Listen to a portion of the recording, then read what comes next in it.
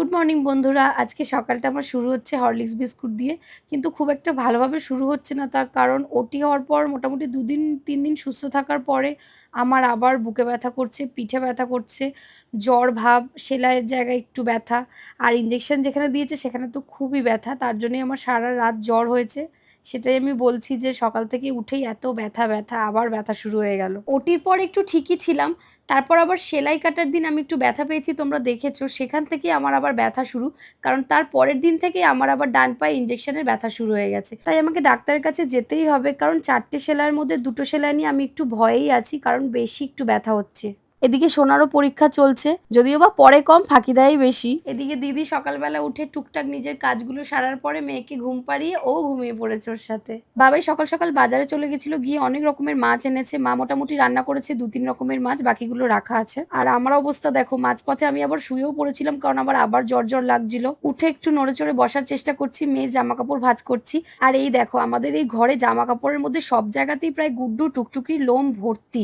আমি সেটাই বাবাইকে বলছি যে এই জিনিসটা আমার একদমই ভালো লাগে না। কারণ বিয়ের আগে তো আমার বাড়িতে কোনো কুকুর ছিল না।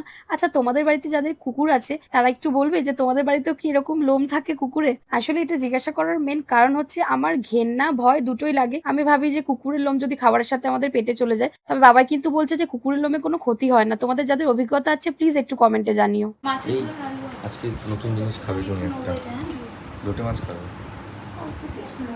আচ্ছা, এত তুমি তাই বলি এতটা। ঠিক আছে বেশি লেগি না খেলেও লোটে মাছগুলো খেলে লোটে মাছের প্রোটিন থাকে পায়ে ব্যথা কম আছে একটু আবার জ্বর আসছে প্যারাসিটামল খেয়ে নেবে আবার জ্বর এসছে তাই প্যারাসিটামল তো খেতেই হবে, সাথে বাকি ২-৩টে আরো ওষুধ আছে সেগুলো খাবো। সত্যি বলতে এই ১-১.৫ মাসে আমি যা ওষুধ খেয়ে নিয়েছি, হয়তো একটা সুস্থ মানুষ সারা জীবনেও সেই ওষুধ খায় না। এরপর একটু রেস্ট নিয়ে আমরা বেরিয়ে যাব ডাক্তারের কাছে। মাঝে একটুখানি সময় আছে হাতে। এই সময়ের মাঝখানে বাবাই কিন্তু ঘুমটা সেরে ফেলেছে। ল্যাদ খাচ্ছে বসে বসে তাতে জানো মশারিটা থাক এসে পড়ে যাবে। যাই ৫টা বেজে গেছে, একটু ঘুমিয়ে পড়েছিলাম, দেরি হয়ে গেছে। ফল ছিল, ফলটাও খেয়ে নিয়েছি ঝট করে। খেয়ে রেডি হয়ে এবার যাই। চলো তুমিও রেডি। এই দেখো আমাদের বাড়ির সামনে একটা নতুন বিড়াল ছানার আগমন ঘটেছে, যেটা দেখে আমি তো খুবই খুশি। কারণ আমি বিড়াল ছানা ভীষণ পছন্দ করি। বিয়ের আগেও আমার বাড়ির সামনে এরকম অনেক বিড়াল ছানা থাকতো, ওদের আমি খুব ভালোবাসতাম। আর চশমাটা নিয়ে খেলছে দেখো মাই যে ক্যামেরা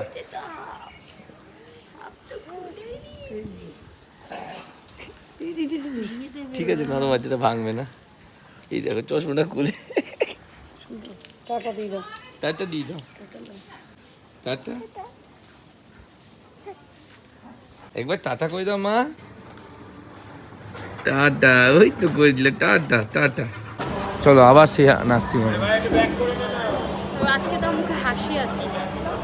নার্সিংহোমে পৌঁছে গেছি, ওপরে উঠে গেছি আমরা। ওটিতে চলে এসেছি কারণ ডাক্তার আমাদের বলে দিয়েছিলেন যে উনি ওটিতে থাকবেন, তার আগে একবার দেখিয়ে নিতে। ডক্টর আমাদের যেই টাইম দিয়েছিলেন আমরা কিন্তু সেই টাইম মতো এসে গেছি। প্রায় ১ ঘন্টা ওয়েট করার পরে উনি এসেছিলেন। আমায় দেখেছো কেমন রুগী রুগী টাইপের লাগছে?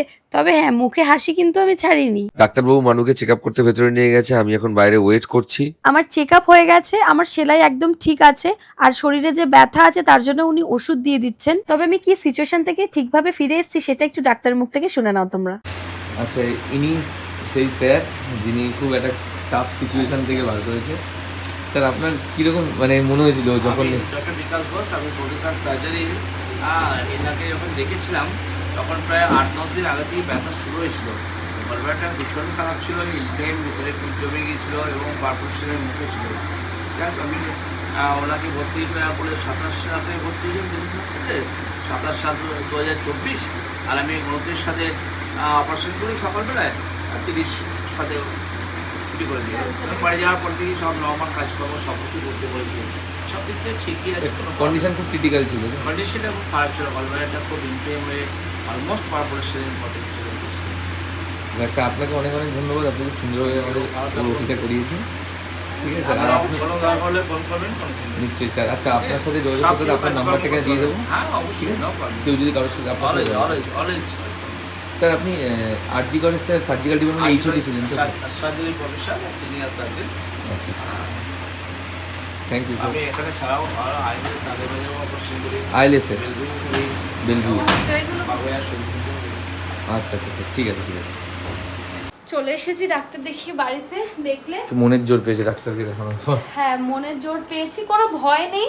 ডাক্তার তো বলেই দিল যে কোনো ভয় নেই, মানে আমার সব ঠিকই আছে, একটু তো ব্যথা থাকবেই, তার জন্য ওষুধও দিয়ে দিয়েছে। আর আমার যে মেন পায়ে ব্যথা, ইঞ্জেকশন হাতে, সেগুলোর জন্য ওষুধ দিয়েছে, বললো ওষুধে সব ঠিক হয়ে যাবে, চিন্তার কোনো কারণ নেই। যাক, মোট কথা আমি ডাক্তারের সাথে কথা বলে একটু শান্তি হলো মনটা। এমনি ঠিকই ছিলাম, কিন্তু এই এত ব্যথাগুলো আমাকে একটু জ্বালাচ্ছে, আমি সেটা খুলেই বলেছি ডাক্তারকে। ডাক্তার আমাকে ভরসা দিয়েছেন, বললো ঠিক আছে, সব ব্যথা কমে যাবে।